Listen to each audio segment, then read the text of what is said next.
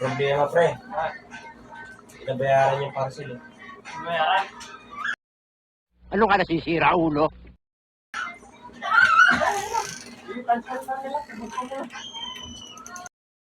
Nagbibiro lang ako.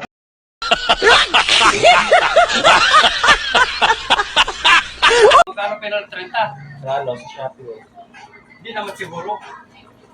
Nag-notice eh, hindi ako mabali ilang araw eh. Kanukuhan yan. Ano ba yung ano na yan? Sabi mo kung ano ang pangalan ng Shopee na yan. Puntaan ko. Sindakan lang yan eh. Magkukuha eh. Pupunta ko. Ito.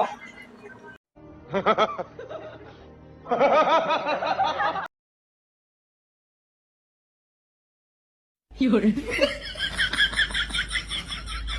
2 hours later. Kailangan daw videoan eh.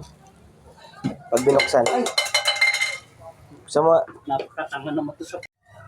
kailangan daw videoan eh. Pag binuksan. Gusto mo, Napakatanga naman ito sa...